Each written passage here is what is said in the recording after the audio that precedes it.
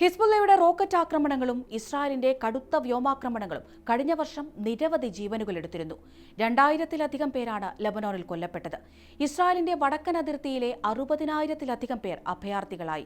തുടർന്ന് 2024 November 27-ന് US president Donald ട്രംപിന്റെ മധ്യസ്ഥതയിൽ ഒരു വെടിനിർത്തൽ കരാറുണ്ടായി. ഹിസ്ബുള്ള തെക്കൻ ലബനോനിൽ നിന്ന് പിന്മാറണം, ഇസ്രായേൽ സൈന്യം ലബനോൻ വിട്ടുപോകണം, ഹിസ്ബുള്ളയുടെ നിരായുധീകരണം തുടങ്ങിയവയായിരുന്നു ഈ കരാറിലെ പ്രധാന വ്യവസ്ഥകൾ.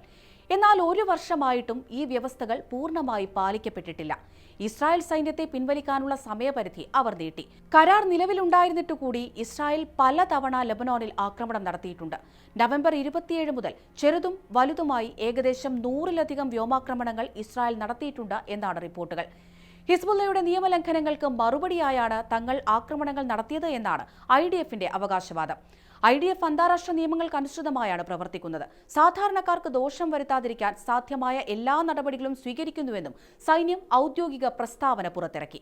കഴിഞ്ഞ മാസം ബെക്ക താഴ്വരയിൽ ഇസ്രായേൽ നടത്തിയ ആക്രമണത്തിൽ നിരവധി സാധാരണക്കാർ കൊല്ലപ്പെട്ടതായി റിപ്പോർട്ടുകളുണ്ടായിരുന്നു. ഹിസ്ബുള്ളയുടെ കേന്ദ്രങ്ങൾ പുനർനിർമ്മിക്കുന്നതിനാവശ്യമായ യന്ത്രസാമഗ്രികൾ സംഭരിച്ചിരുന്ന സ്ഥലത്തിന് നേർക്കായിരുന്നു ആക്രമണം നടത്തിയതെന്ന് IDF അറിയിച്ചു.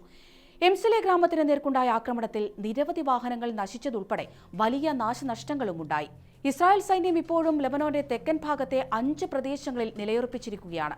ഹിസ്ബുള്ളയെ പൂർണ്ണമായി നിരായുധീകരിക്കണം എന്ന ആവശ്യത്തിൽ ഉറച്ചു നിൽക്കുകയാണ് ഇസ്രായേൽ. സെക്യൂരിറ്റി സോണുകൾ എന്ന പേരിൽ IDF ഇവിടെ അനിശ്ചിതകാലം തുടരുമെന്ന് ഈ വർഷം ഏപ്രിലിൽ പ്രതിരോധ മന്ത്രി ഇസ്രായേൽ കാറ്റ്സ് പ്രഖ്യാപിച്ചിരുന്നു.